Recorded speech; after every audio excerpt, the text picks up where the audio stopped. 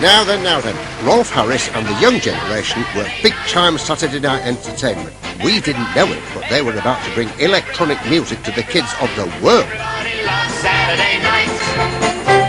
I saw on the Radio Times a picture of Rolf Harris right on the front of the Radio Times, a cover.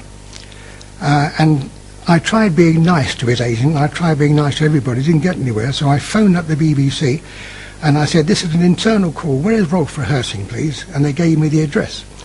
And I walked over to Rolf, who was standing at the piano, and I said, hello, Rolf. He said, hello, and he knew me, he didn't know me at all. And I said, what do you think of that? And I put it into his hand, and he said, what is it? And I took it back and I played it. He said, well, yeah, smashing, I like that. And he started to play it, I couldn't get it away from him.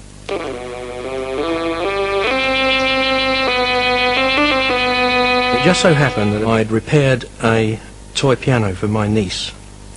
The hammers on the keys had broken off, and I replaced them with contacts and some electronics and a loudspeaker and a battery, and turned it into an electronic organ. And I thought, well, it's a monophonic instrument, it plays one note at a time, so really you could actually make the keys as part of the circuit board. And you know, then you could put it into a cabinet and just have a stylus little cabinet, and you've got yourself an instrument. And I looked up at Bert, and he was sort of looking at me with his mouth open, and he said, well, don't just sit there, make the bloody thing. The phone rang, and it was Rolf on the phone. And he said, has it been on television before? I said, well, no, it hasn't, but it's going on the Frost programme. He said, don't put it on the Frost programme, ITV then, give it to us. The song we're going to do, he said, hopefully. Switch it on, everybody, will you? Yeah, I forgot to switch mine on yesterday. The song we're going to do is one from the hit parade called Gentle on My Mind. Let's go.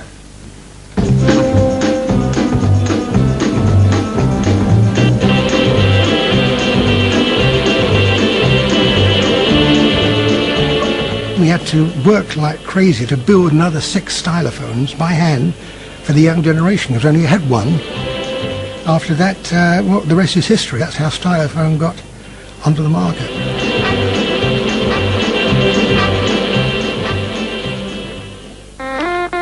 Recognise this? One of the first tunes I ever played on Stylophone. Stylophone, the unique musical instrument anyone can play. The Stylophone pocket electronic organ by Dubrek. Here, you guys and gals, tell you something. Rolf didn't know what he'd started. That little organ is still being played by trendy types like Pulp and Orbital. It's something I used to borrow from my older brother Gary, who he had the Stylophone of our house, and I ended up with it. I don't know how, you know, like the youngest child always ends up with the, you know, the things, the cast off. So yeah, it's been sat in my cupboard for years, you know. But I mean, you know, we always used to play with it when we were little. So you know, it's a great fun thing to have around.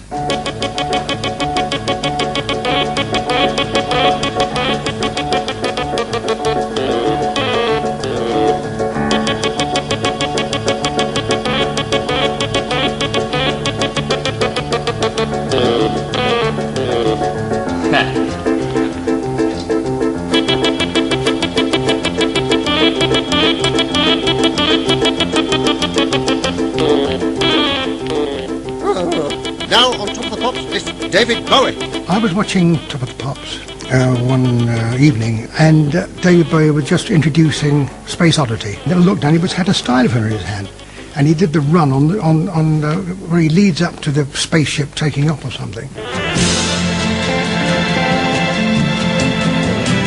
And I thought, crumbs, that's fantastic, and I'll find out if he's interested in doing something with us. And he said yes, he was, and made a photo session. And then he, you know, told us that he'd written Space Oddity on the Stylophone. Though I'm past 100,000 miles, I'm feeling very scared, and I think my spaceship knows which way to go. Tell my wife I love her very much.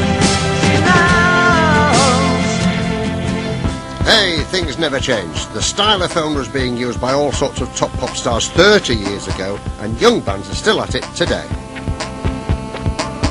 The track style, I mean, it came about from being sort of creatively frustrated one morning, and it's a Friday morning. It's like, what can I do? Saw the Stylophone sat on the shelf. Right, you're coming with me to the studio.